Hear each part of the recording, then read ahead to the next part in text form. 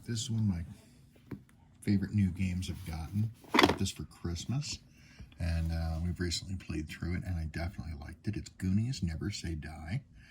It's a tabletop game for 2 to 5 players, and that's because you have a game master, as well as up to 4 Goonies playing. It's pretty cool. It's got a lot of stuff involved. It is kind of complicated, at least for the game master. Let's take a look at what's inside. It is a very tight box. I have never had a box quite this tight. So I also really love the details shown, on the interior of the box. We have the instruction booklet and the adventure guide. This is for the Goondocks Master GM only. We have map add-ons. We have the Game Master screen. This is set up so that they can see everything they got to do. And on the other side, it looks like the classic Goonies map, even with the fold-in. It's pretty cool. The game board itself, on the back, has a really cool picture of Mikey's house.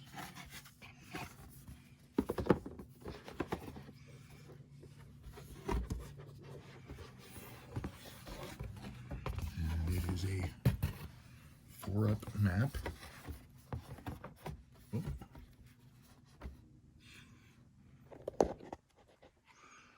That is the back of it.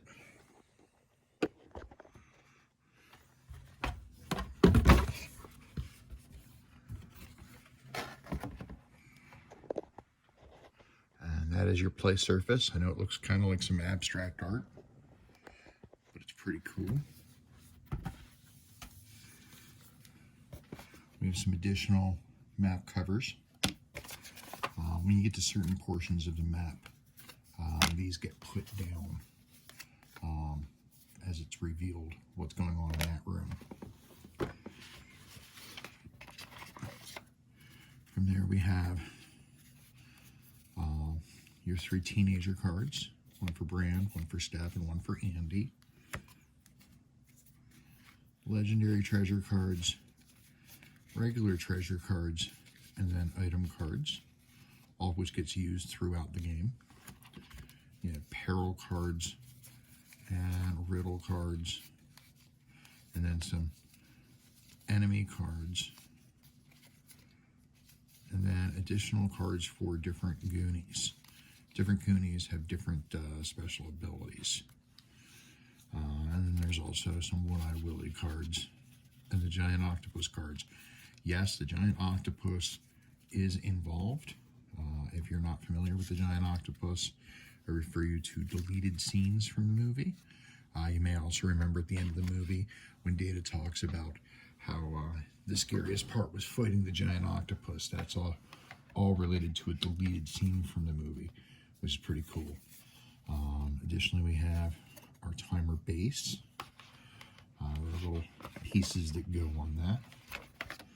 We have our Goonie cards. We got Captain Chunk, Mikey, Mouth, Data, and Sloth. Then we have enemy cards, such as the Fratellis, the Giant Octopus, and One-Eyed Willy. All very cool. Additionally, there's a bunch of other cards. The GM cards. Throughout the course of the game, the GM gets GM cards, which allows them to do things. It's like their version of item cards. You have Goonies round cards. These explain how wish tokens work and how your rounds work. Every playing Goonie gets issued one of these. And then we got some more GM cards. All very cool.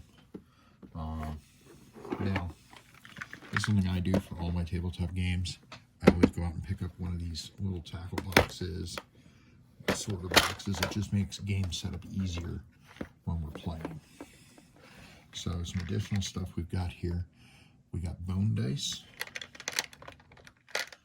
There are 3 each of the green 12-sided, blue 8-sided, and red 6-sided. Those are used for different checks throughout the game. A ton of different tokens. All of these get punched out of big sheets that have come in. And then your spawned enemies like giant rats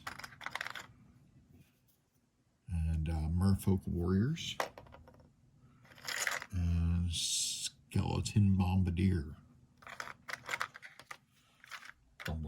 whatever. We also have some miniatures, one of which is the Fratellis.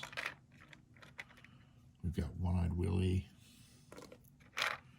the giant octopus, and then each of the Goonies we've got Sloth, Captain Chunk, Data,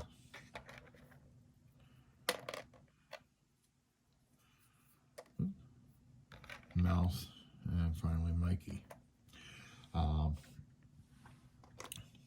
They appear to be resin cast. They're not bad. They aren't painted, but you don't really need them painted to play the game. They do look good for the type of game we're dealing with here. They're about on par. They're not spectacular, but they're not bad either. All told, it's a pretty fun game. It is a bit complicated. There are a lot of rules. Basically, on every turn, the Goonies get to take their turn, and they each take 2 actions. And then the Goondocks Master takes his turn, or her turn, where they then do their damage. It's a pretty cool game. It's a lot of fun. Like I said, there is a learning curve. If you go into it expecting that your first round, your first time through is just going to be sort of a mulligan, you probably won't be too sad because you'll understand how it goes. Everything would fit in the box, but I use a separator box, so take that for what it's worth. But it's a very cool game. It definitely invokes the spirit of the movie. It's a lot of fun. It takes 20-30 minutes to play through, and it has stacking adventures, which is really cool because the way the stacking adventures work is you have your base adventure where you run through and you can end the game at the waterfall.